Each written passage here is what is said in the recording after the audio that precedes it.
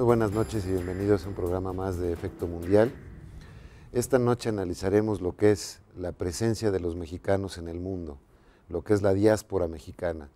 Desde luego que está concentrada en nuestro vecino del norte, Estados Unidos, pero hay mexicanos prácticamente en todos los rincones del planeta.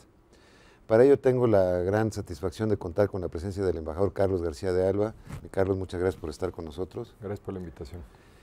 Él ha sido presidente, director ejecutivo, más bien dicho, del Instituto de los Mexicanos en el Exterior, lo cual le permitió tener una visión pues, quizá panorámica, como pocas personas en nuestro país, de lo que hacen, de cuántos son, de qué tipo de vicisitudes están sufriendo en el exterior o qué tipo de experiencia tienen cuando salen de nuestro país para residir en alguna otra parte del mundo.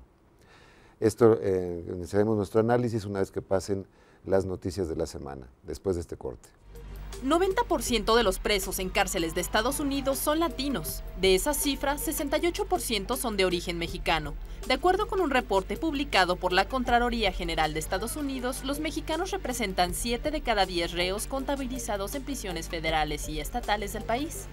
Otro 12% son presos procedentes de Colombia, República Dominicana, Guatemala, Honduras, Jamaica, El Salvador y Cuba. El 10% restante pertenece a las otras 172 naciones. La Alianza Nacional de Comunidades Latinoamericanas y Caribeñas, NALAC por sus siglas en inglés, señaló en un comunicado que las comunidades inmigrantes en Estados Unidos, especialmente la mexicana y centroamericana, están literalmente bajo un asalto sistemático. Durante este año, el número de deportaciones ha roto todos los récords históricos. La semana pasada, en 2 operativos diferentes, fueron rescatados migrantes en Tamaulipas. En el primero, policías federales liberaron de una casa de seguridad a 51 personas, 27 mexicanos, 14 guatemaltecos, 2 hondureños, 2 salvadoreños y 6 chinos. En el segundo operativo, denominado Operación Noreste, elementos del ejército mexicano rescataron a 52 inmigrantes centroamericanos, 12 guatemaltecos, 5 salvadoreños, 34 hondureños y un nicaragüense. Una compañía de Estados Unidos lanzó el viernes pasado un satírico videojuego que consiste en recoger inmigrantes indocumentados e introducirlos ilegalmente en el país. Aunque uno de los grandes de la computación, Apple, rechazó vender en su tienda de aplicaciones la versión para iPhone y iPad. Hoy vamos a comenzar entonces con esta vista a vuelo de pájaro, diría yo, de lo que es la presencia de los mexicanos en el mundo. ¿Tenemos alguna visión, algún número cercano? Quizá podamos empezar por ahí de qué proporción de la población mexicana o qué número sólido se tiene de cuántos mexicanos hay en el extranjero. Bueno, primero, muchas gracias por la invitación, Enrique. Qué buena iniciativa, no solo tener este foro de debate sobre temas de relevancia internacional, sino específicamente de la presencia de los mexicanos en el exterior, que a pesar de ser un fenómeno fuerte y creciente, no siempre tiene el interés y la atención, así es que felicidades por la iniciativa. Empecemos por los números. Grosso modo, ningún país tiene un conteo exacto, preciso. Esto es imposible, pero hay una buena aproximación. En el caso de México, y datos avalados por el reciente censo del 2010, estamos hablando de que alrededor de 12 millones de mexicanos, subrayo, nacidos en México, viven de manera permanente en el extranjero. De esos 12 millones, alrededor de 11.600.000, más o menos, están concentrados en los Estados Unidos de América. Eso quiere decir que alrededor de unos 300.000 aproximadamente están repartidos por todo el mundo.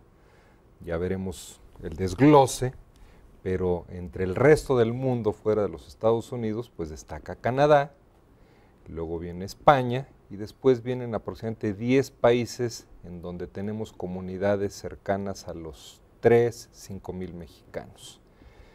Quisiera subrayar un hecho. Pareciera que estas cifras son estáticas, porque desde hace muchos años manejamos el dato de que el 98% de la diáspora mexicana está concentrada en los Estados Unidos. Y seguimos con la misma cifra, el 98%. O sea, eso te da el dato claro de que somos una diáspora muy particular a nivel mundial, porque tiene la peculiaridad de la concentración en un solo país.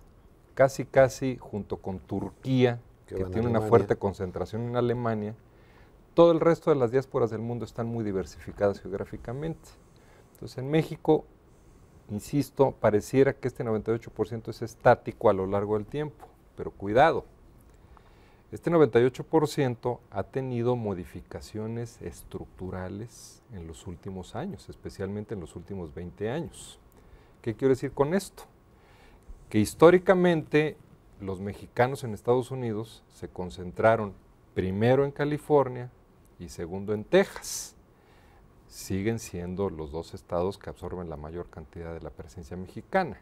Entre los dos concentran el 62% en los Estados Unidos, pero... Unos 7 millones prácticamente. Más o menos 7 millones, pero esta cifra se ha ido disminuyendo en términos absolutos de manera rápida. Hace 20 años, California y Texas concentraban el 85% de la población. Hoy, insisto, es el 62%. Esto lo que nos dice es que hay una creciente movilidad dentro de los Estados Unidos de los mexicanos. Termino esta parte diciendo, hoy no hay un solo estado de la Unión Americana, ni Wyoming, ni Montana, ni Alaska, ni Hawái, ni los estados más lejanos, ni los más fríos, tienen menos de 5,000 mexicanos residiendo permanentemente. Viceversa, con la excepción de Quintana Roo y Baja California Sur, que son dos estados desde el punto de vista migratorio muy sui generis, que lejos de expulsar gente atraen, el resto, los 29 estados federados y la Ciudad de México, tienen flujos masivos y permanentes hacia el exterior y sobre todo hacia los Estados Unidos. ¿Hacia dónde se están moviendo y por qué? Digamos, empezó, como bien decías, la concentración en California, en Texas, pero hoy día, en esta primera década del siglo XXI, ¿hacia dónde se han estado moviendo? Digamos, es un espectro amplio. ¿Puedes decirnos por qué? Sí, con mucho gusto. Es un espectro amplio de los llamados estados emergentes, en donde tienes de manera muy destacada, por ejemplo, las Carolinas, donde tienes estados del Midwest, desde Arkansas y te vas hasta Missouri, Ohio, Tennessee, toda esa parte de los Estados Unidos. Pero insisto, aquí no excluyes prácticamente ningún estado, en la costa oeste, Oregon, Washington, tienen arribo permanente de comunidades. ¿Hacen cosas distintas de cuando llegaron, digamos, al tema agrícola, sobre todo en un principio? Absolutamente. Entiendo que hay una atracción fuerte hacia la construcción, hacia la industria alimenticia, pero ya digamos de proceso de alimentos. Esta ha sido una de las grandes modificaciones en el perfil y en la motivación del migrante. Históricamente, lo sabemos, el prototipo, el estereotipo era el bracero, la persona que llegaba a la pizca, que seguía el calendario de las pizcas, levantaba la cosecha, ahorraba su dinero y se regresaba a México. Era así es, había la circularidad. Ambulatorio, había circularidad, muy importante. Hoy día, alrededor del 6-7%, muy concentrados en California, algo en Florida, están concentrados en esta actividad tradicional, en la actividad agrícola, inclusive pecuaria, pero más en la actividad agrícola, en las pizcas. Pero es impresionante la reubicación laboral del migrante mexicano. Hoy día están prácticamente en todos los servicios.